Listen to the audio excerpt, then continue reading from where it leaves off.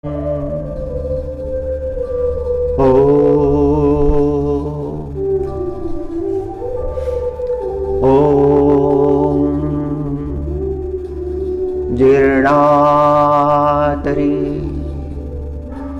सरिती नीरगंभीरधारा बालावयं सकलमिथ्यम अनर्थहेतु विश्वासबीज मिदमेव कृशोदरीणाम् यन्माधवस्त्वमसि सम्प्रति कर्णधार हे गोविंद हे माधव हे नारायण हे गोविंद हे माधव हे नारायण हे राम हे कृष्ण हे पुरुषोत्तम जीर्णातरी सरिती नीरगंभीरधारा बालावयं सकलमिथ्याम अनर्थहेतु विश्वासबीजमिदमेव कृशोदरीणाम्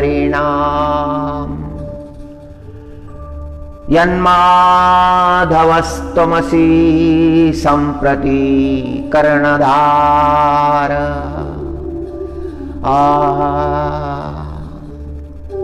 श्रीमद्भागवतामध्ये रासाचे प्रसंग आले आहेत. रास पंचाध्यायी, त्या रास पंचाध्यायीवर प्रातस्मरणीय अनंत विभूषित श्री श्रीधर स्वामीजी महाराज यांनी अद्भुत असं भाष्य केलेलं आहे. त्यांनी केलेलं भाष्य हे जगामध्ये वंदनीय आहे. श्रीधर स्वामीजी महाराजांचा भाव हा फार दिव्य आहे. त्यांच्यावर साक्षात श्रीकृष्ण परमात्म्याची कृपा आहे. गोपिकांचा भाव वर्णन करत असताना परमात्मा त्या गोपिका कशा परमात्म्याच्या ठिकाणी समर्पित होत्या हा भाव प्रगट करतात. संतांनी वेगवेगळ्या स्वरूपामध्ये आपल्या अंतःकरणातले भाव प्रगट केलेले आहेत. गोपिकांचा भाव हा महाभाव आहे. जीर्णातरी सरिती नीरगंभीरधारा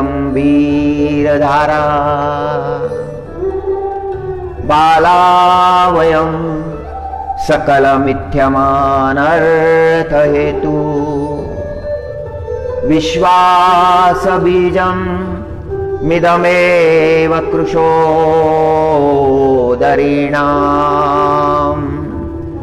यन्माधवस्त्वमसि सम्प्रति कर्णधार. नौका जीर्ण झालेली आहे. हे परमात्मा, आमच्या शरीराची नौका जीर्ण झालेली आहे आणि नदी भरून आलेली आहे. नदीची धारा गंभीर आहे. प्रचंड स्वरूप आहे त्या धारेचं आणि त्या जलधारेमध्ये आमच्या जीवनाची नौका ही जीर्ण झालेली आहे. आणि सांप्रत काळामध्ये, या आलेल्या संकटाच्या काळामध्ये ती नौका कशी चालवायची याचं ज्ञान आमच्या जवळ नाही.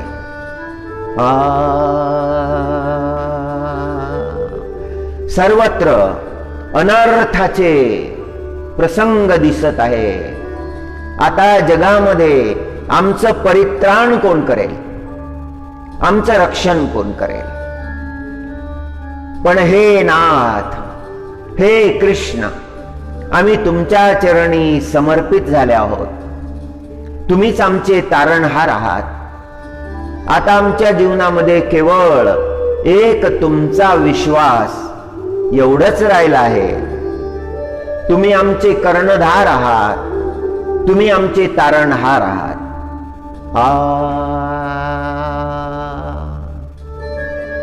गोपिकांचा दिव्य भाव,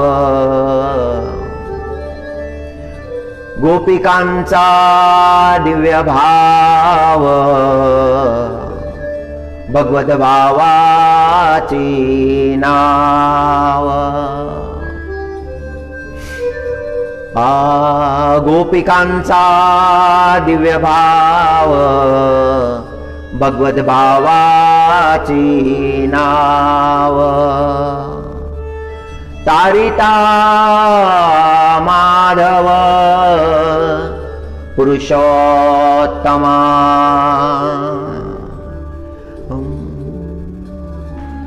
सगळा भार त्या परमात्म्यावर सोडून दिलेला आहे.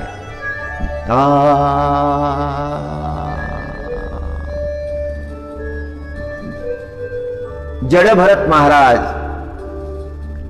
आणि रहुगण महाराज यांचा प्रसंग श्रीमद भागवतामध्ये वर्णन केला आहे. ब्रह्ममुहूर्तामध्ये आपण भागवताचं चिंतन, श्रीमद भगवद्गीतेचं चिंतन, संत वाणीचं चिंतन हे करीत असतो. सगळ्यांना सोपं जाईल, सगळ्यांना आकलन होईल, शास्त्राबद्दल सगळ्यांच्या अंतःकरणामध्ये प्रेम निर्माण होईल, शास्त्रांचा अभ्यास करण्याची प्रवृत्ती निर्माण होईल. म्हणून ब्रह्ममुहूर्तामध्ये एका कणाचं चिंतन आपण करीत असतो. रहुगणेत तपसा न याती न चेज्जया, निर्वपणाद गृह्वा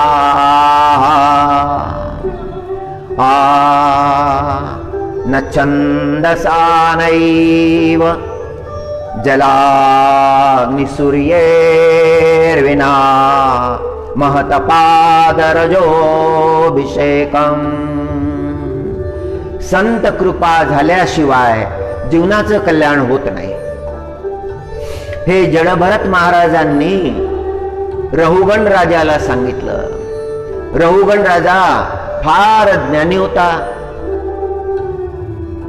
जीवनामध्ये सत्संग केला होता, संत महात्म्याच्या सान्निध्यामध्ये बसला होता, संत महात्म्यांचं चरित्र श्रवण केलं होतं. हे राजाला शक्य नाही. ज्याला अधिकार प्राप्त झालेले आहेत त्याला शक्य नाही. त्याच्याजवळ तेवढा वेळच उरत नाही. पण रहुगण राजा हा सत्संग प्रिय होता. फार मोठे मोठे ज्ञानी त्याला दरबारामध्ये भेटायला येत असत. आपलं कर्तव्य करून राजा सत्संग श्रवण करत असे. त्याची बुद्धी पवित्र झाली होती. त्याचं आचरणही बदललं होतं. त्याच्या अंतःकरणामध्ये भावना निर्माण झाली होती, दत्तप्रभूचं दर्शन घ्यावं, कपिल नारायण भगवानचं दर्शन घ्यावं, त्यांच्याकडून परमज्ञानाची प्राप्ती करावी. म्हणून एकदा रहुगण राजाना निश्चय केला की आपण दत्तप्रभूच्या शोधामध्ये गेलं पाहिजे. आपण कपिल नारायण भगवानच्या शोधामध्ये गेलं पाहिजे. कपिल नारायण भगवान समाधिस्थ आहेत गंगासागर या ठिकाणी. मकर संक्रांतीला मोठा उत्सव होत असतो आणि त्यावेळेला भक्त गंगासागरला स्नान करण्यासाठी जातात. ओम कपिल नारायण भगवानच्या दर्शनासाठी जातात. त्या ठिकाणी कपिल नारायण भगवान विराजमान आहेत, तपश्चर्या करीत आहेत. ओम आणि दत्तप्रभू हा चारही युगामधला अवतार आहे. सत्ययुगामध्येही दत्तप्रभू आहेत, त्रेतामध्येही आहेत, द्वापरामध्येही आहेत आणि कलियुगामध्येही दत्तप्रभू आहेत. सत्ययुगामध्ये दत्तप्रभूची कृपा प्रल्हादजी महाराजांवर झाली. दैत्य वंशातले प्रल्हाद महाराज, त्यांच्या सोबत सत्संग झाला, दिव्य असा उपदेश केला. ओम. गुरु आहेत, दत्तप्रभू गुरु आहेत, जगद्गुरु आहेत.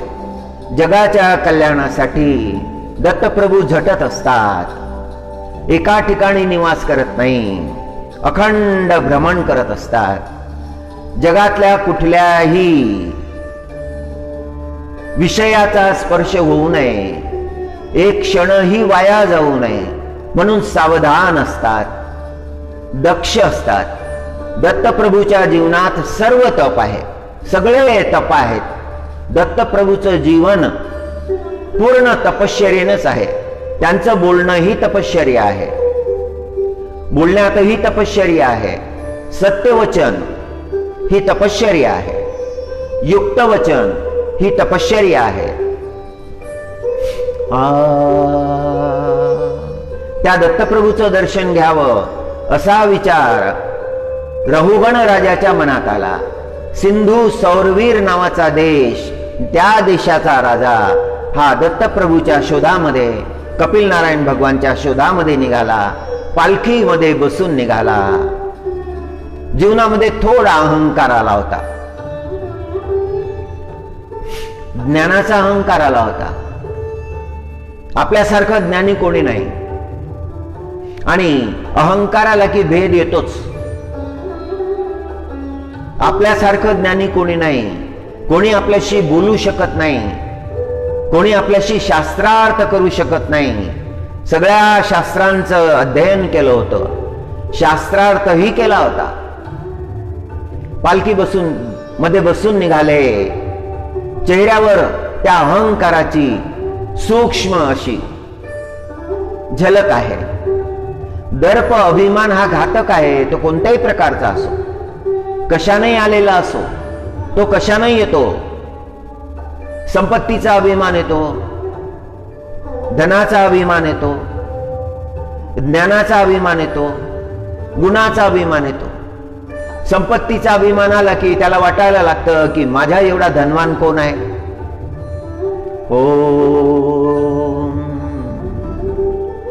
माझ्या एवढा बलवान कोण आहे,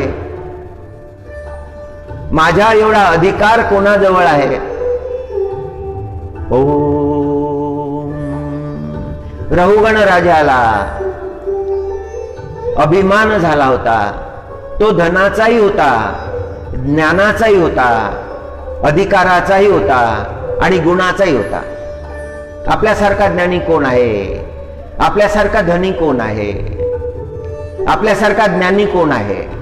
पालखीमध्ये बसला होता, मोठ्या अल्टीमध्ये बसला होता, थाटामध्ये बसला होता. त्याच्या मार्गामध्ये लोक हात जोडून उभे राहत असत, सगळे त्याला वंदन करत असत की धन्य आहे हा राजा, हा धनी सुद्धा आहे, हा ज्ञानी सुद्धा आहे, हा बलवान आहे, समर्थ आहे हा राजा. आणि मान सन्मान जास्त मिळाला की मग तो अभिमान आणखी वाढत असतो. मान सन्मानापासून मनुष्यानं सावधान राहिलं पाहिजे. दत्तप्रभूच्या जीवनामध्ये हे सगळे तत्व आहेत. लक्षात येऊ देत नाही दत्तप्रभू. भ्रमण करत असतात, अधिकारी जीवांना भेट देत असतात, दर्शन देत असतात, पण हे लक्षात येऊ देत नाही. भेट झाल्यानंतर मग लक्षात येतं हे दत्तप्रभू तर नसतील.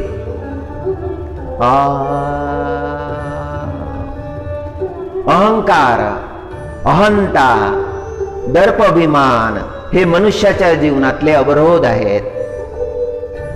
त्याची तपश्चर्या क्षीण करणारे आहेत.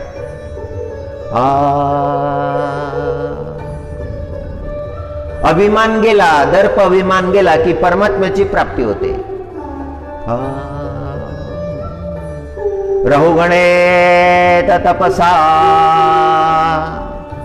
न याति न चेज्जया निर्वपणाद गृहाद्वा नच्छन्दसा नैव जलाग्नि सूर्येर्विना महतपाद रजोभिषेकम. आणि जडभरत राजा आणि रहुगण राजाची भेट झाली. भेटीचा प्रसंगही फार अद्भुत आहे. भागवतामध्ये त्या प्रसंगाचं वर्णन आलेलं आहे. मध्यान्ह झाला. रहुगण राजांनी भोयांना आज्ञा केली, पालखी खाली ठेवा. पालखी खाली ठेवली. गर्द वृक्षाच्या सावलीमध्ये सगळे विश्राम करायला लागले. सेवक धावत धावत गेले. त्यांनी बिछाना टाकला, नरम गादी टाकली, त्याच्यावर लोड ठेवला. रहुगण राजा मोठ्या अल्टीमध्ये विश्राम करण्यासाठी गेला. विश्राम करायला लागला. आता निघण्याची वेळ झाली. रहुगण राजा तयार झाला. सेवकांना आज्ञा केली, चला पालखी तयार करा, आणा पालखी. सेवक हात जोडून म्हणायला लागले, महाराज आज मोठी अडचण आलेली आहे. एक सेवक आजारी पडला आहे. आता पालखी पुढे नेल्या जाऊ शकत नाही, कारण तिघे पालखीला उचलू शकत नाही. एकाची गरज आहे. रहुगण राजाने आज्ञा केली, जा आजूबाजूला कोणी बसलेला असेल, जो सापडेल त्याला घेऊन या. आणि ते गेले. शेताच्या बांधावर ध्यानमग्न एक योगी स्वरूप त्यांना तिथे दिसला. ते जवळ गेले, हाक मारली, समाधी भंग केली जडभरत महाराजांची. तसं त्यांचं नाव जडभरत नव्हतं. त्यांच्या वडिलांनी त्यांचं नाव भरत ठेवलं होतं. राजा भरतासारखा तो दिसत होता. राजा भरतच होता साक्षात. दिसायला फार सुंदर होता. त्याच्या चेहऱ्यावर दिव्य तेज होतं. त्याला पाहता बरोबर नमस्कार करण्याची भावना पाहणाऱ्याच्या मनामध्ये निर्माण होत असे. दिव्यता होती. अंतकरणातलं जे चैतन्य होतं ते चेहऱ्यावर दिसायला लागलं होतं. पण त्यांना ते कळलं नाही. त्या सेवकांना त्यांनी धरून आणलं.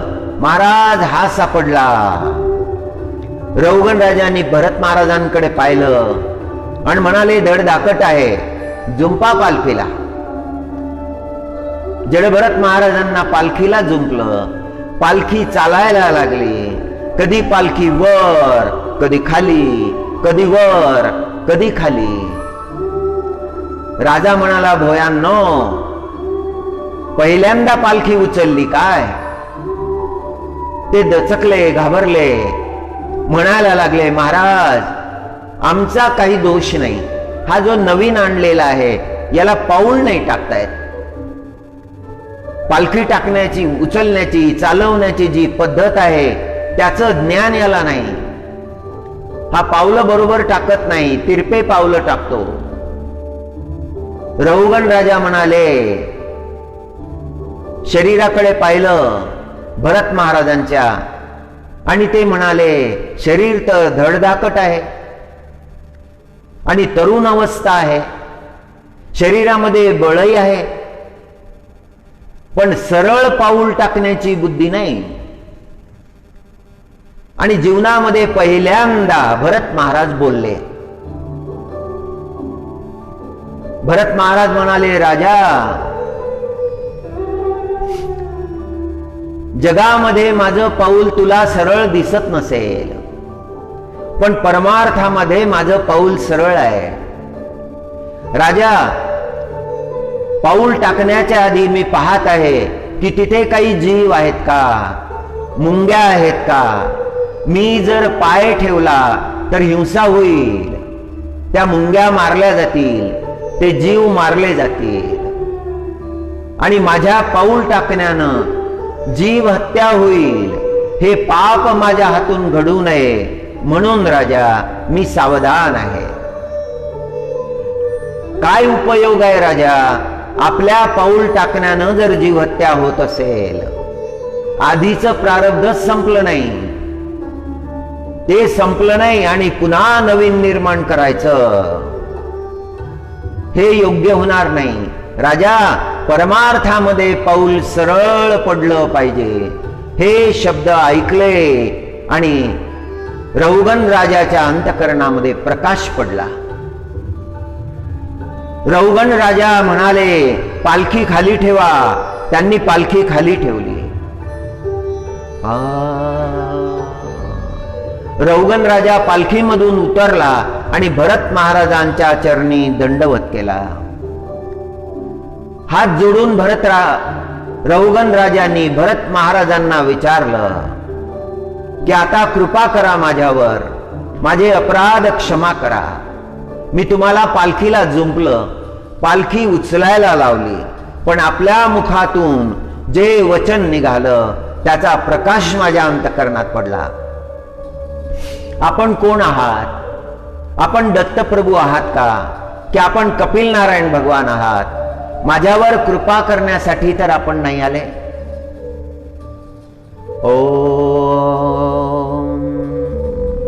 आणि मग भरत महाराज बोलायला लागले, राजा, या भूतलावर राज्य करणारा चक्रवर्ती भरत राजा मी आहे.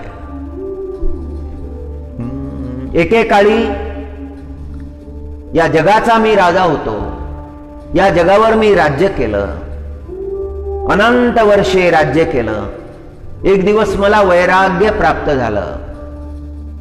माझ्या सेवकांना मी सांगितलं होतं, जा वृषभाचल नावाचा जो पर्वत आहे त्या पर्वतावर माझं नाव कोरून या. माझे सेवक गेले माझं नाव कोरण्यासाठी. त्या पर्वतावर 4 बोट जागा सुद्धा नव्हती. सेवक परत आले, सांगायला लागले, महाराज, पर्वतावर फार मोठ्या मोठ्या लोकांची नावं लिहिलेली आहे. आपलं नाव लिहिण्यासाठी तिथे 4 बोट जागा सुद्धा नाही. महाराज, एखादं नाव मोडून टाकायचं आणि तिथे तुमचं नाव लिहायचं हे तुम्हाला आवडलं नसतं, म्हणून तिथलं नाव आम्ही त्याला स्पर्श केला नाही, आपल्याला सांगायला आलो. भरत महाराजांना हे ऐकून वैराग्य प्राप्त झालं. एवढे मोठे मोठे लोक होते का, माझ्याही पेक्षा मोठे?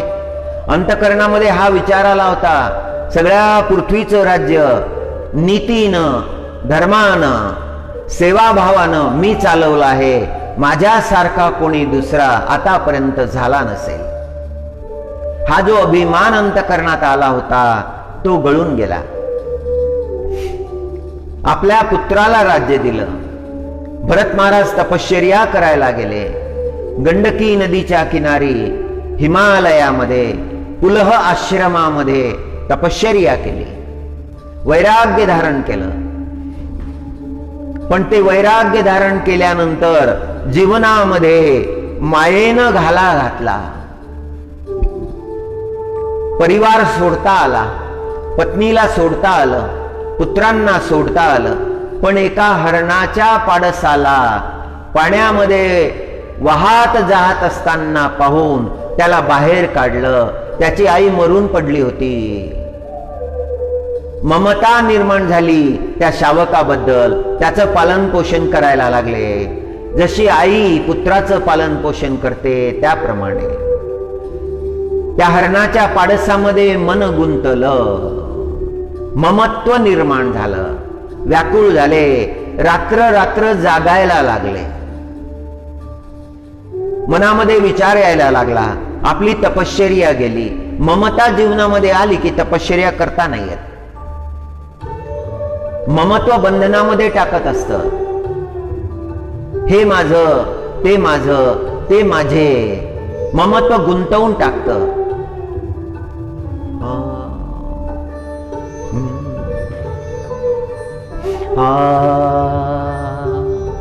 एक दिवस तो हरिण निघून गेला.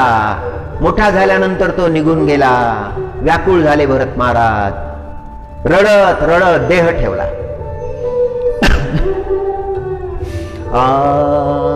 दुसरा जन्म हरणाचा झाला. मग चिंतन करायला लागले मागच्या जन्माचं. भगवत स्मृती कायम होती, भगवंताची स्मृती कायम होती. चिंतन करायला लागले. चिंतन करता करता तो देह सुद्धा ठेवून दिला.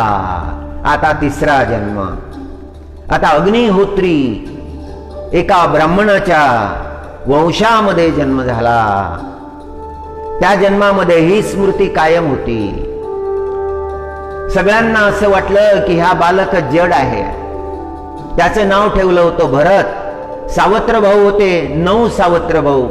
त्या 9 सावत्र भावांनी वडिलांना म्हटलं, हा कशाचा भरत, हा तर जड भरत.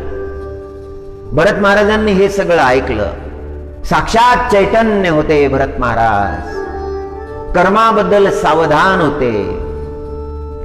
आपल्या जीवनात कुठेही अयोग्य कर्म होऊ नये म्हणून सावधान होते. वडिलांचा मृत्यू झाला. माता सती गेली. सावत्राईनं सांगितलं, याला घरात ठेवायचं नाही, याला शेतामध्ये नेऊन ठेवा. त्यांना शेतामध्ये नेऊन ठेवलं भरत महाराजांना. तिथे बसून राहिले. कोणाशी संवाद नाही. ब्रह्मचिंतनामध्ये बसलेले आहेत. बोलायचं खूप असतं जीवनामध्ये. ते बोलणं संपतच नाही.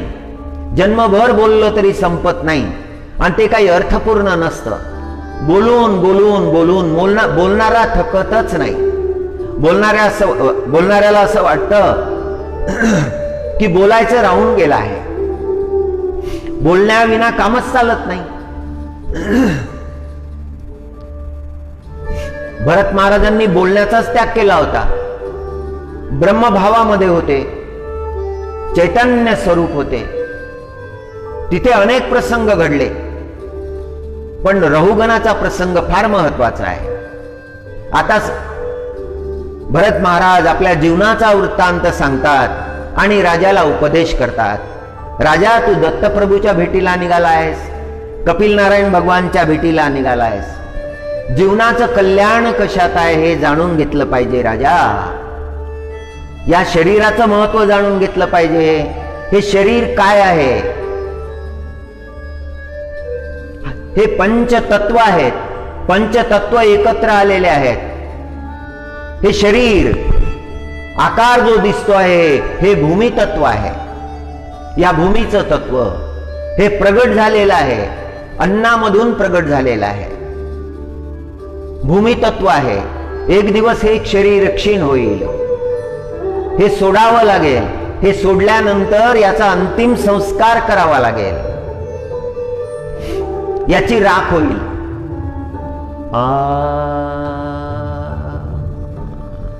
नष्ट होईल हे शरीर. यातलं अग्नितत्व जे आहे ते अग्नीमध्ये विलीन होईल. यातलं जलतत्व जे आहे ते जलामध्ये विलीन होईल. यातलं आकाश तत्व जे आहे ते आकाशामध्ये विलीन होईल. शेवटी राहील ते भूमितत्व. ती राख राहील. मग ती विसर्जित करावी लागेल. जलाशयामध्ये विसर्जित करावे लागेल. पंचतत्वाचं बनलेलं हे शरीर पुन्हा पंचतत्वामध्ये विलीन होईल. या शरीराचा काय मान आहे? या शरीराचा काय अभिमान आहे? हे सोडावंच लागणार आहे राजा. हे मिळालं आहे पण कळालं नाही. याचं महत्व लक्षात घेतलं पाहिजे. या भूमितत्वावर काय अभिमान करायचा? या पंचतत्वाच्या देहावर काय अभिमान करायचा? राजाच्या अंतःकरणातले सगळे संशय नष्ट झाले. राजाच्या लक्षात आलं. परम तत्वाचा बोध भरत महाराजांनी केला. एका घडीचा सत्संग हा उद्धार करणारा आहे. रहुगण राजाची मोठी पात्रता आहे. आणि भरतजी महाराज, जड भरतजी महाराज श्रेष्ठ वक्ता आहेत. रहुगणे तपसा न याति, न चिज्जया.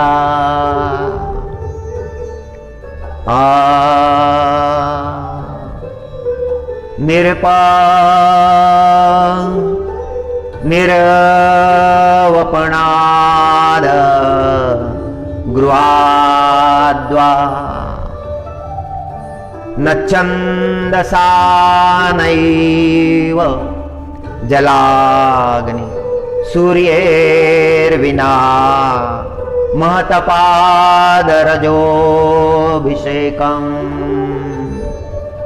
संत चरणाची रज आपल्या जीवनामध्ये धारण केल्याशिवाय या जीवनाचं कल्याण होत नाही। संत चरणाची थोडीशी माती, तो स्पर्श झाला की मग या जीवनाचं कल्याण होईल। ते भाग्यवान आहेत ज्यांना संत संगती प्राप्त झाली, ज्यांच्यावर संत कृपा झाली, ज्यांच्या जीवनातला संसार लयाला गेला आहे, संसार शिल्लक राहिलाच नाही, कुठल्याही प्रकारचे दोष त्यांच्या जीवनामध्ये राहिलेच नाही, ते संत पदाला गेले। अशा संतांच्या चरणाची रज जर प्राप्त झाली तर जीवनाचं कल्याण होतं। हे राजा, जे यज्ञानं साध्य होत नाही, जे दानानं साध्य होत नाही, जे वेद मंत्र पाठानं साध्य होत नाही, जे तीर्थ सेवनानं साध्य होत नाही, जे सूर्य उपासनेनं साध्य होत नाही, जे अग्नी उपासनेनं साध्य होत नाही, ते संत चरणाची जी रज आहे त्या रजेनं साध्य होतं। एवढं संत चरणाचं महात्म्य आहे। सगळे शास्त्र, सगळे पुराण, वेदादी शास्त्र जीवाला हाच उपदेश करतात, संत शरणागतीचा उपदेश करतात। संत चरणी असावे शरणागत।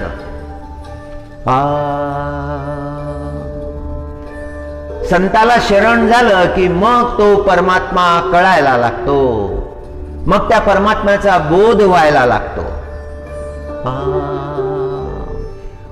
योग्यता येते जीवनामध्ये, पात्रता येते जीवनामध्ये, सगळं त्या परमात्म्याच्या सत्तेनं चाललेलं आहे याचं आकलन होतं। सर्वत्र त्या परमात्म्याची सत्ता आहे। जडभरत महाराजांनी उपदेश केला, तो उपदेश रहुगण राजानं आपल्या अंतःकरणामध्ये धारण केला। धन्य झाला रहुगण राजा।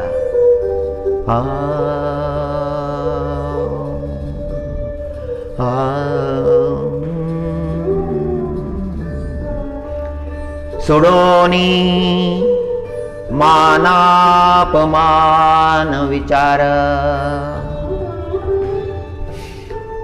ओम सोडोनी मानापमान विचार, ज्ञानवाने करावे घर, ज्ञानवाने करावे घर, धर्मतत्वी। धर्माच्या तत्वामध्ये ज्ञानवान मनुष्यानं घर करावं। आपल्या अंतःकरणामधले सगळे दोष लयाला गेले पाहिजे, दोषाबद्दल सावधान असलं पाहिजे। सोडोनी मानापमान विचार, ज्ञानवाने करावे घर, धर्मतत्वी।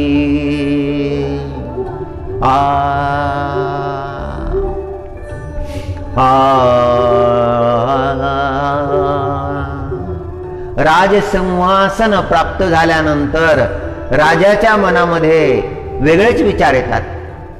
त्याला असं वाटतं की त्याचं सिंहासन कायम राहिलं पाहिजे, आता तोच राजा राहिला पाहिजे शेवटपर्यंत, त्याला अमरत्व प्राप्त झालं पाहिजे।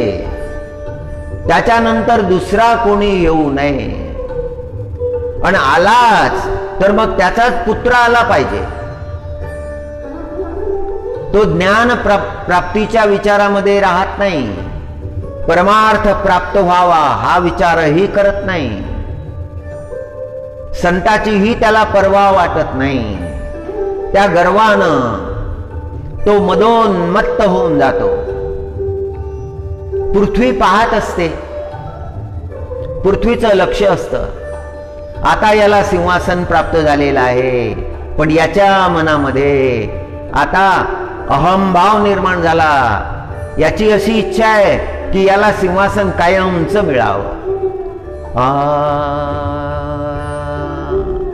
पृथ्वी त्याच्यावर हसत असते की अरे बाबा, किती आले आणि किती गेले, कितीकांची दुर्गती झाली आणि किती इथे जिजोनिया मेले.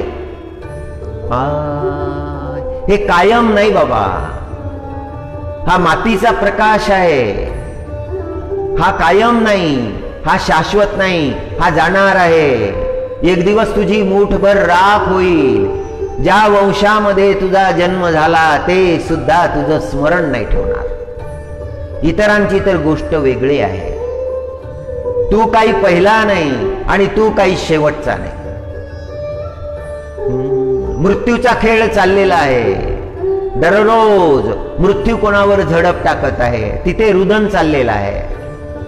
दुसरीकडे जन्म झाला, तिथे जल्लोष चालला आहे. भाग्यवंत आहात, पुत्रजन्म झाला, पेढे वाटत आहेत.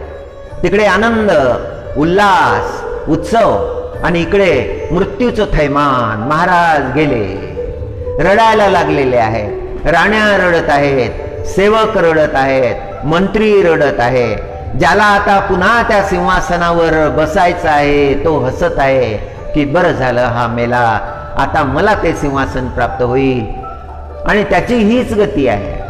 तोही त्या सिंहासनावर बसतो, मदोन्मत्त होतो, गर्वाने उन्मत्त होऊन भयंकर कर्म करतो, जगाला त्रास देतो, मृत्यूचं विस्मरण त्याला पडतं. मृत्यूचं थैमान चाललेलं आहे. खेळ चाललेले आहेत, अहंकाराचे खेळ, दर्प अभिमानाची भाषा, अहंकाराचं गर्जन, सज्जनांना त्रास.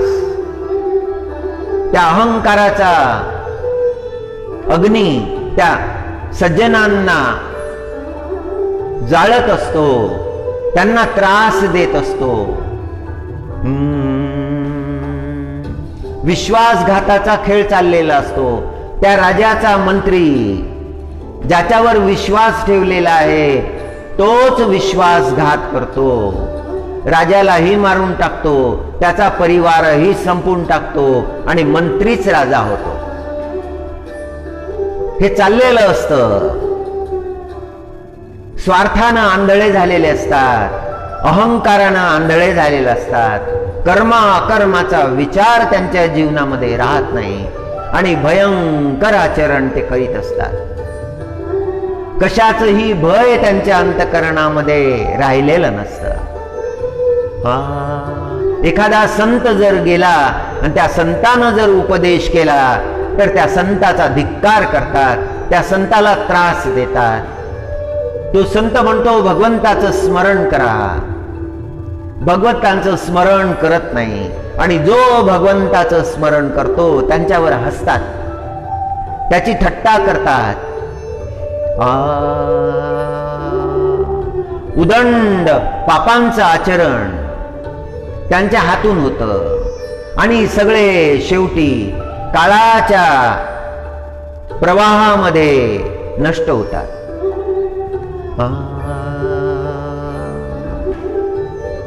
महाराज म्हणाले,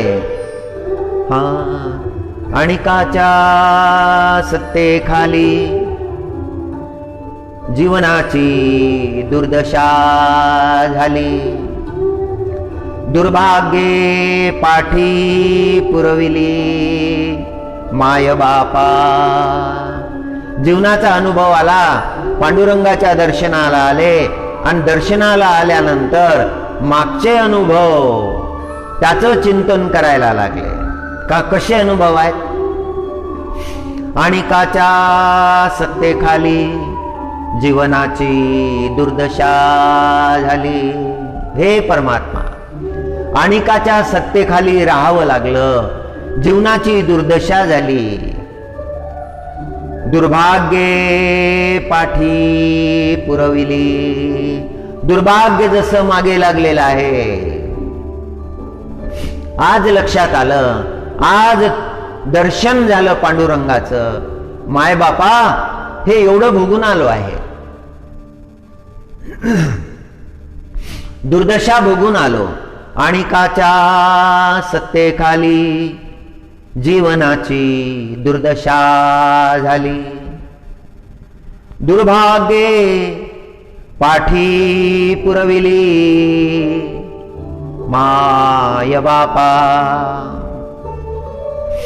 पांडुरंगा आता धावल करी.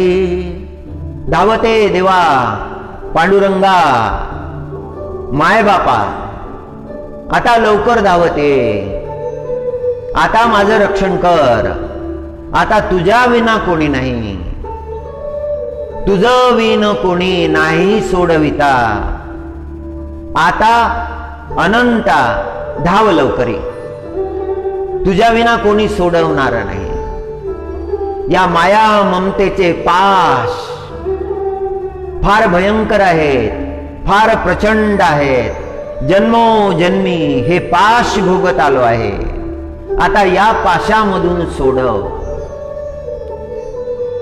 पांडुरंगा आता धावा लवकरी. जीव झाला अंतरी कासा विस. पांडुरंगा आता सोडवा लवकरी. जीव झाला अंतरी कासा विस. तुझा वीण कोण सोडवील मज. हाकारते तुझ दयावंता. तू दयाळू आहेस, तूच येशील म्हणून तुला हाक मारली आहे. गजेंद्रानं जशी हाक मारली होती,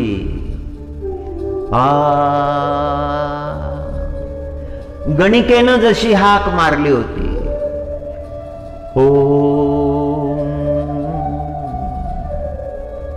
इंग्रजीमध्ये एक सुंदर वचन आहे. He who follows the lord never walks in darkness. जो परमात्म्याचं अनुसरण करतो, परमात्म्यानं प्रदर्शित केलेल्या मार्गाचं अवलंबन करतो, त्याच्या जीवनामध्ये कधीही अंधार राहत नाही. परमात्मा मार्गानं जो चालतो त्याच्या जीवनामध्ये अंधकाराचा स्पर्श नाही. Om he who follows the lord never walks in darkness. Jadabharat महाराजांनी रहुगण महाराजांना उपदेश केला. रहुगण राजानं जडभरत महाराजांच्या चरणावर मस्तक ठेवलं. फार मोठी कृपा झाली. जे जन्मभर मला आकलन झालं नाही ते एका घटिकेच्या सत्संगामध्ये मला प्राप्त झालं. संत कृपा झाली. रहुगणे तपसा न याती न चेजया निर्वपणादग्रद्वा.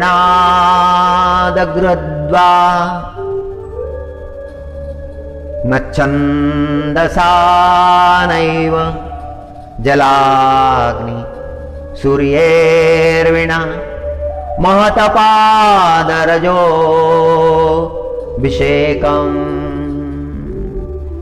ओम. पंचम स्कंदामध्ये व्यासो नारायण भगवाननी या तत्वाचा उपदेश केला. ब्रह्ममुहूर्तामध्ये श्रीमद भागवताच्या एखाद्या श्लोकाचं चिंतन, श्रीमद भगवद्गीतेच्या एखाद्या श्लोकाचं चिंतन हे जीवनाचं कल्याण करणार आहे. हे शास्त्र अंतःकरणामध्ये धारण करावे. ज्यांनी ज्यांनी हे धारण केले त्यांना परमात्म्याचा साक्षात्कार झाला. नामदेव महाराजांनी घोषणा केली. भागवताचं सार आहे नामदेव महाराजांच्या वाणीमध्ये. अखंड चिंतन आहे, दिव्य असं ज्ञान आहे. ओम ओम. तुझी या सत्तेने वेदांशी बोलणे, तुझी या सत्तेने वेदांशी बोलणे, सूर्याशी चालणे तुझी या बळे, तुझी या सत्तेने वेदांशी बोलणे, सूर्याशी चालणे तुझी या बळे, ऐसा तू समर्थ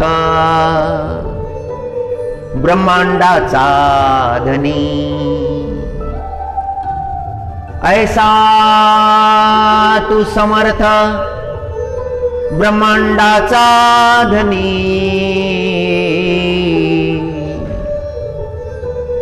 वर्मा जाणोनी शरण आलो, ऐसा तू समर्थ ब्रह्मांडाचा धनी, वर्म जाणोनी शरण आलो. मेघांनी वर्षावे पर्वती बैसावे, मेघांनी वर्षावे पर्वती बैसावे, वायूने विचरावे सत्ते तुझे, मेघांनी वर्षावे पर्वती बैसावे, वायूने विचरावे सत्ते तुझे, नामा म्हणे काही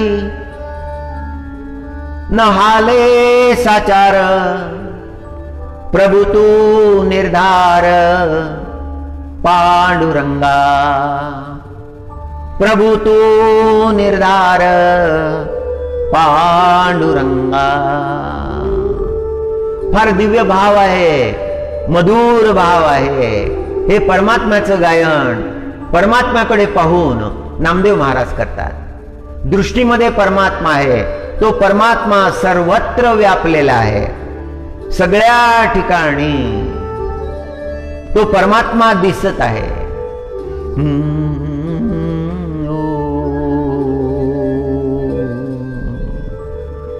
तुझी या सत्तेने, वेदांच्या वाणीमध्ये तू आहेस परमात्मा.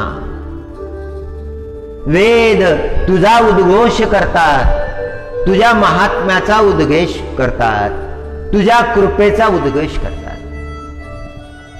तुझी या सत्तेने वेदांशी बोलणे, तुझाच गुणानुवाद करतात वेद. सूर्य तुझ्या शक्तीनं चालतो, तुझ्या बळानं सूर्य प्रकाशित होतो. तुझाच प्रकाश सूर्याच्या माध्यमातून प्रकाशित होतो. सूर्याला प्राप्त झालेलं तेज हे तूच आहेस. तू फार समर्थ आहेस परमात्मा. हा ऐसा तू समर्थ ब्रह्मांडाचा धनी. तुझं सामर्थ्य कळो आलं. लौकिक विचाराचा स्पर्श नाही नामदेव महाराजांना. नामदेव महाराजांची वैचारिक बैठक ही फार उंच आहे, फार श्रेष्ठ आहे. वेदांचा भाव त्यांच्या अंतःकरणामध्ये आहे. परमात्म्याचं सकल व्यापकत्व त्यांना आकलन झालेलं आहे. ऐसा तू समर्थ ब्रह्मांडाचा धनी. वर्म जाणोनी शरण आलो. शरणागती पत्करली, लीनता आली जीवनामध्ये.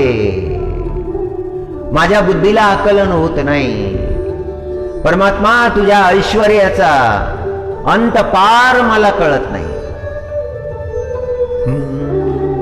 ऐसा तू समर्थ ब्रह्मांडाचा धनी. वर्म जाणोनी शरणालो. सगळं विश्व तुझ्या सत्तेनं चाललेलं आहे. मेघांनी वर्षावे, मेघांनी वर्षावे, पर्वती बैसावे, वायूने विचरावे तुझे सत्ते. वायूचं विचरण, मेघांचं संचरण, मेघांचा वर्षा, सर्व ठिकाणी परमात्मा तुझी सत्ता आहे. सगळ्या जगामध्ये सगळं वेळेवर संपन्न होत आहे. ही सगळी तुझी सत्ता आहे. तुझ्या आज्ञेविना काहीही होत नाही. नामा म्हणे काही नहाले साचार. प्रभू तू निर्धार पांडुरंगा.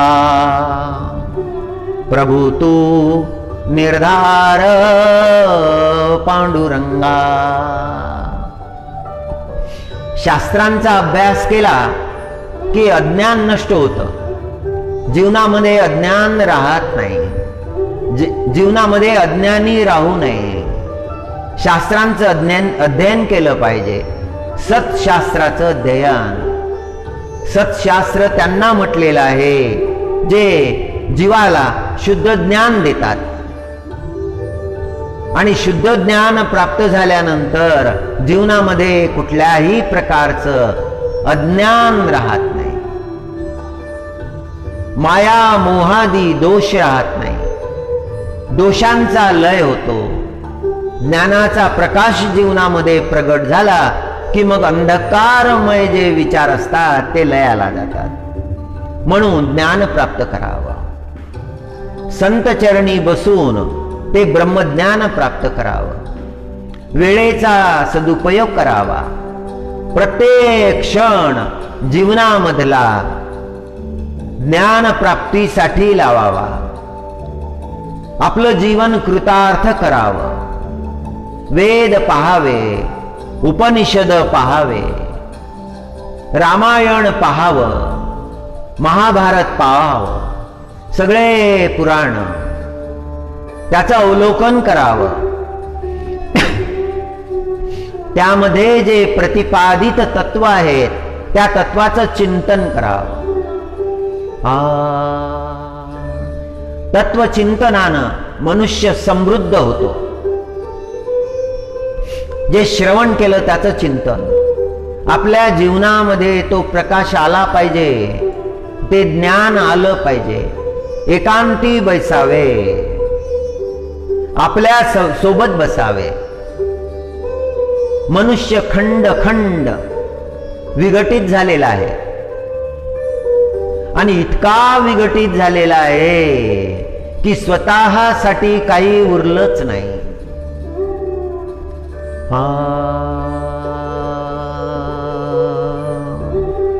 हरी।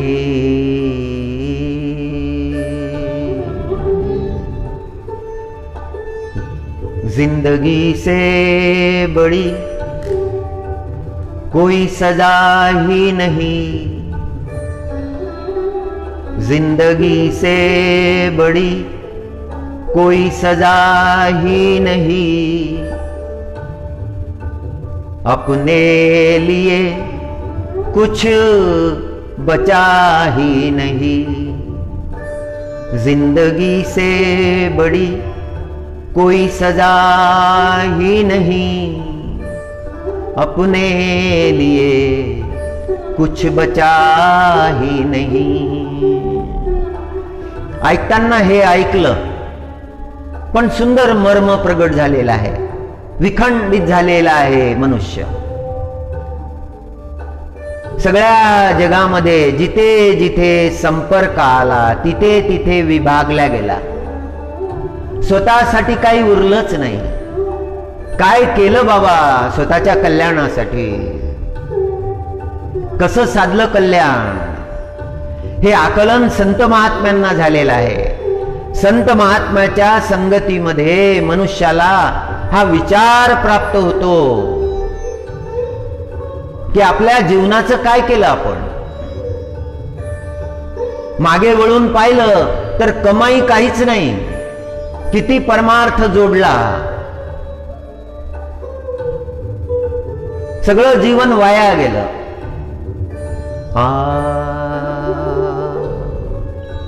हरी हरी हरी।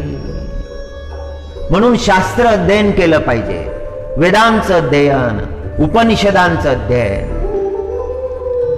शास्त्र अध्ययने नाशते अज्ञान, जपात कुरुते नाशते पापम। पशुपतीनाथ भगवानच्या चरणी नेपाळ देशामध्ये कथा झाली होती, श्रीमद भागवताची कथा झाली होती। त्या कथेमध्ये या श्लोकांचा उच्चार केला होता। शास्त्र अध्ययने नाशते अज्ञान। शास्त्राची अवहेलना करायची नाही, शास्त्राचा तिरस्कार करायचा नाही, शास्त्राबद्दल अनादराचे शब्द उच्चारायचे नाही। शास्त्र वाचन केलं, त्यातलं तत्व कळलं नाही तर ते जाणकाराकडून कळवून घेतलं पाहिजे। उतावीळपणे काहीतरी भाष्य करायचं नाही, ज्ञानाची प्राप्ती झाली पाहिजे। शास्त्र मार्गदाता आहेत, शास्त्राला पिता म्हटलेला आहे। पित्याला पुत्राची चिंता असते, पिता आपल्या संततीसाठी झटत असतो, संततीचं कल्याणच झालं पाहिजे असा पित्याचा भाव असतो। म्हणून शास्त्राला पिता, जेवढी पित्याची कृपा आहे त्याच्या अनंत पटीनं शास्त्राची कृपा आहे। एक दिवस पिता निघून गेल्यानंतर, पित्याचा देहांत झाल्यानंतर शास्त्र राहणार आहे, सद्ग्रंथ राहणार आहेत, ते शाश्वत आहेत, ते चिरंतन आहेत, ती संताची वाणी आहे। शास्त्र अध्ययने नाशते अज्ञान, जपात कुरुते नाशते पापम। आणि जप जर केला तर मग मनुष्याच्या जीवनामध्ये पाप राहत नाही, अखंड जप, परम शांती प्राप्त होते। नारायण नारायण नारायण नारायण नारायण। परमात्म्यानं आपल्याला जे स्वर दिलेले आहेत त्या स्वरांनी गायन, सगळे स्वर श्रेष्ठच आहेत। ते स्वर रेशमासारखे करून टाकायचे, कोमल करून टाकायचे. एकांतामध्ये हा आनंद घेता येईल. नारायण नारायण नारायण नारायण.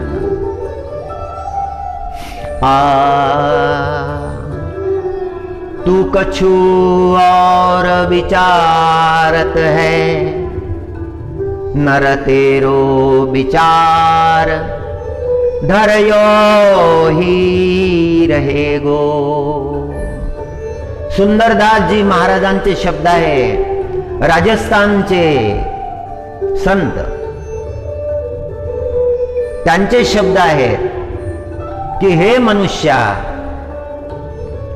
तू कछु और विचारत है नर,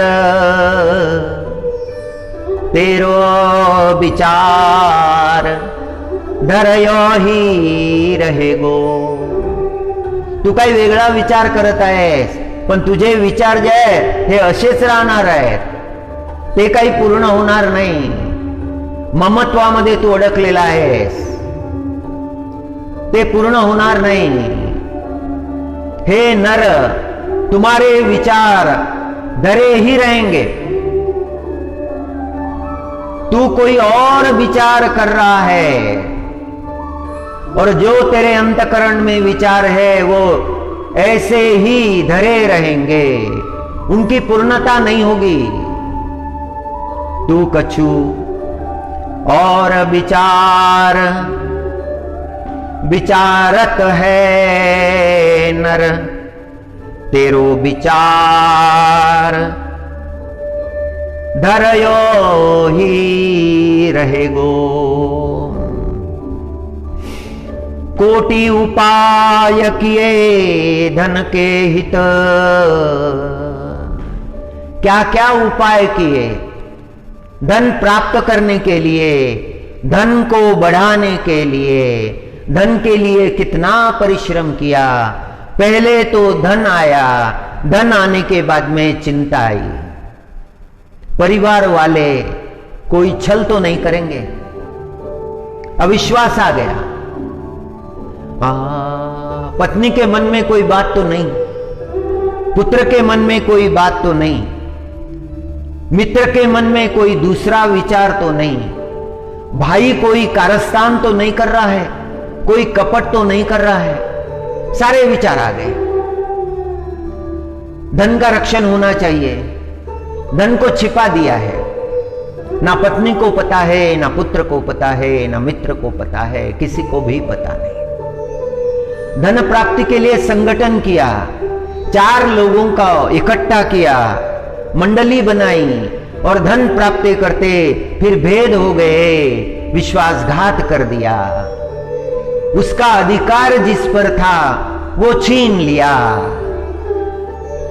क्या क्या किया.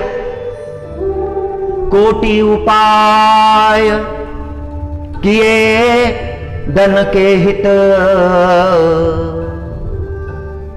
तू कर ले, जितने उपाय तुझे करने हैं कर ले. तेरे भाग्य में जितना है उतना ही रहेगा, उतना ही मिलेगा. वो धन तुझे कदापि सुख शांति नहीं देगा.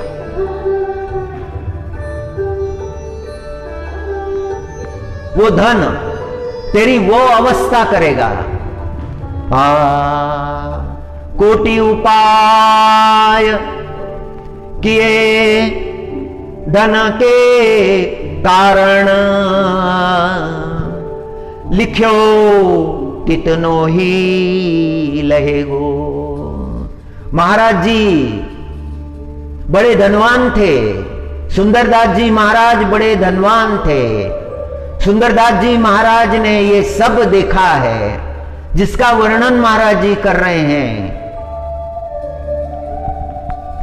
महाराज जी के चक्षु जो है वो प्रज्ञा चक्षु है. उच्च कोटि का ज्ञान महाराज जी को प्राप्त हुआ है. दिव्य दृष्टि है, वो दृष्टि जगत को दे रहे हैं. बहुत सुंदर पदों की रचना महाराज जी ने की है। उनके पद पढ़ने के बाद, समझने के बाद मनुष्य के अंतकरण में जागृति होती है, मनुष्य भगवत समर्पित हो जाता है। धन्य भूमि है राजस्थान की, जहां पर ऐसे संत हुए हैं। हाँ, जहां जहां संत हुए वो भूमि धन्य है, और उनकी वाणी आज हमें प्राप्त है ग्रंथों के माध्यम से।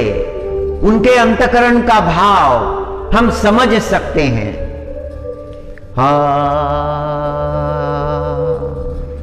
कोटि उपाय किए धन के हित,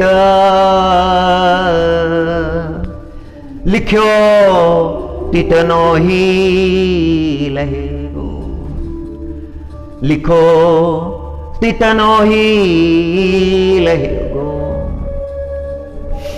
भोर की सांझ घरी, पल मांझ सो काल अचानक आई गए गो। सुबह है कि शाम है, दिन है कि रात है, काल ये कुछ नहीं देखेगा। मनुष्य तो चाहता है कि मुझे बहुत कुछ करना है, बहुत कुछ करना है। Woods are lovely, dark and deep. I have promises to keep and miles to go before I sleep. मुझे तो बहुत करना है। रास्ते में वन है, गहरे वन है। Woods are lovely, dark and deep. I have promises to keep and miles to go before I sleep. मुझे तो बहुत करना है। रेलगाड़ी में एक यात्री ने एक संत से पूछा, बाबा कहां जाना है? और संत ने उत्तर दिया कि जाना तो बहुत दूर है, वहां जाना है जहां पर यह गाड़ी नहीं जाती। यात्री के समझ में आया, यह आत्मा बहुत श्रेष्ठ है। यह भाषा जो है, यह संसार की भाषा नहीं, यह परमार्थ की भाषा है। Woods are lovely, dark and deep, I have promises to keep and miles to go before I sleep. यही भाव सुंदरदास जी महाराज के रचना में आया है। भोर है कि सांझ, दिन है कि रात, कैसी घड़ी है ये काल नहीं देखेगा, ये मृत्यु नहीं देखेगा। जहां भी है, घर में है, बाहर है, जन में है, विजन में है, जहां कहीं है, दबोच लेगा, मृत्यु धर लेगा। मृत्यु से कोई भाग नहीं सकता। जगत से भागा जा सकता है, परिवार से भागा जा सकता है, मृत्यु से नहीं भागा जा सकता। सुंदरदास जी महाराज की वाणी में यह दिव्य भाव है।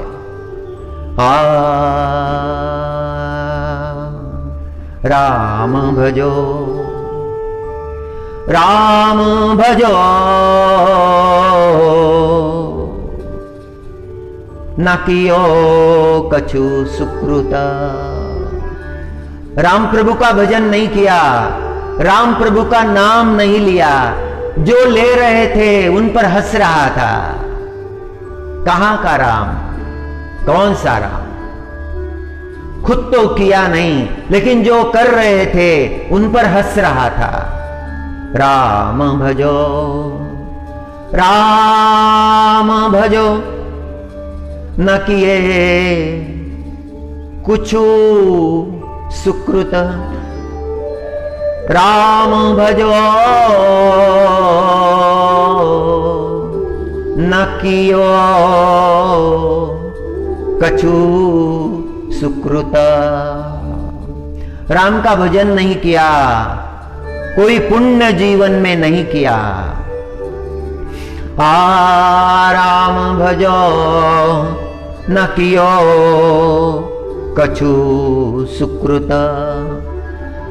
सुंदर यो पछताहि बहेगो। 4 पंक्तियों का पद है, लेकिन 4 पंक्तियों के पद में जीवन का रहस्य बता दिया है।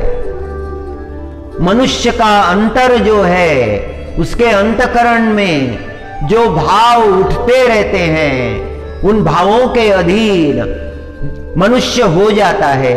वही भाव सुंदरदास जी महाराज ने 4 पंक्तियों के पद में प्रकट कर दिए हैं।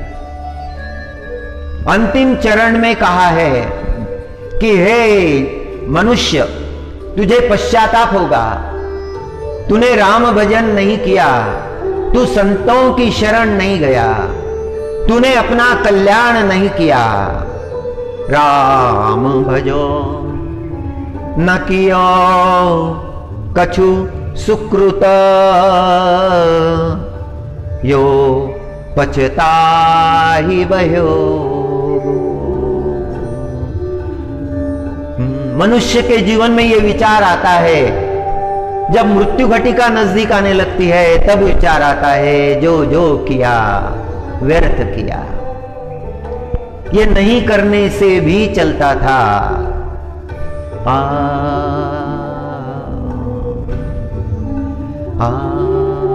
पिता के आशीर्वाद ही पुत्र के लिए बहुत होते हैं। पिता के आशीर्वाद यदि पुत्र को मिल गए, पिता का परमार्थ पुत्र को मिल गया, तो सब कुछ मिल गया। एक गांव में एक बाबा बीमार थे। सारे परिवार के लोग अंतिम दर्शन के लिए इकट्ठे हुए थे। वो कुछ बोलना चाहते थे। भगवान पांडुरंग के भक्त थे। आषाढ़ी कार्तिकी भगवान के दर्शन के लिए जाते थे। आषाढ़ी की जो यात्रा है, वारी, उस दर्शन के लिए माउली ज्ञानेश्वर महाराज के साथ में, माउली ज्ञानेश्वर महाराज की दिंडी के साथ में जाया करते थे। 50 सालों तक उन्होंने वह यात्रा की थी। उनके पहले उनके पिता ने जन्म भर वो यात्रा की थी और देह त्याग करने के पहले पुत्र को उस वारी की जिम्मेदारी दे दी थी। और आज ये बाबा मृत्युशैया पर है। अब उनका परिवार जो है वो बहुत बड़ा हो गया है। कई नाती है, कई पोते हैं, सब बड़े बड़े पदों पर काम कर रहे हैं। क्लास 1 ऑफिसर्स है। अभी अनपढ़ कोई नहीं परिवार में। परिवार की जमीन संपत्ति बहुत है। बहुत ईमानदारी से अपने धन को सुरक्षित रखा है। पैतृक संपत्ति को सुरक्षित रखा है। जो भी कमाया वो परमार्थ में लगाया, अन्नदान किया है, सत्कर्म किए हैं। जो शास्त्रों ने बताए वो सत्कर्म किए हैं। कभी किसी का अहित नहीं किया, कभी किसी का कोई हृदय नहीं तोड़ा है। आज मृत्युशैया पर है। नाती पोते पास में बैठे हुए हैं। परिवार सुनना चाहता है वो क्या बोलना चाहते हैं, और परिवार से कह रहे हैं, कंठ से आवाज नहीं निकल रही है। सबसे छोटी बहू जो है वो उनके सिरहाने बैठी हुई है उनके मुख से जो शब्द निकल रहे हैं वो सुना रही है। बाबा कहते हैं हमारे कुल में पंढरपुर की वारी की परंपरा है। आषाढ़ी कार्तिकी को भगवान पांडुरंग के दर्शन के लिए हमें जाना चाहिए। हमारे परिवार का कोई एक सदस्य जरूर जाना चाहिए। छोटी बहू सबको सुना रही है, सबके आंखों में अश्रु है, मांग रहे हैं, लेकिन क्या मांग रहे हैं? और सब कहते हैं आपकी इच्छा हम पूर्ण करेंगे।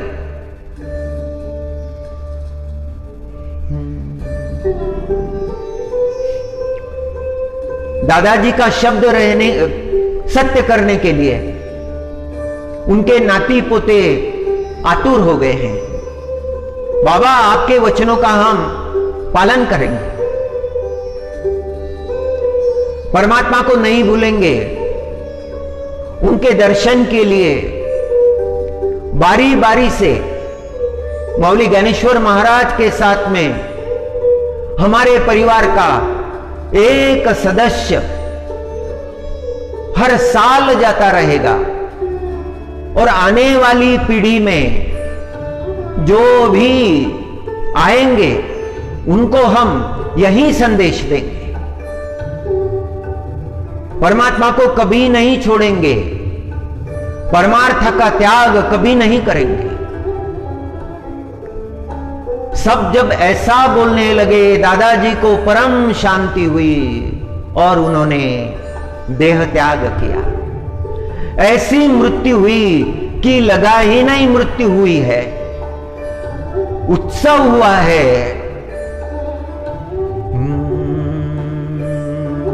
जीवन का उत्सव बना दिया दादाजी ने। अंतकरण का भाव कितना बड़ा है, परमात्मा पर कितनी श्रद्धा है। और जिनकी ऐसी श्रद्धा है उन पर परमात्मा की कृपा अनंत है।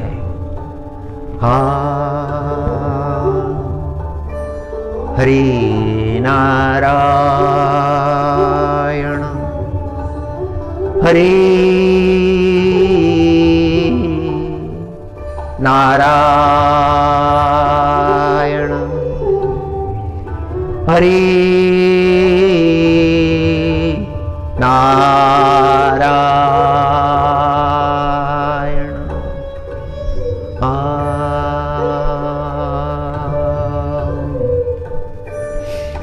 सकल संत शिरोमणि आळंदी वल्लभ कैवल्यदानी। सकल संत शिरोमणि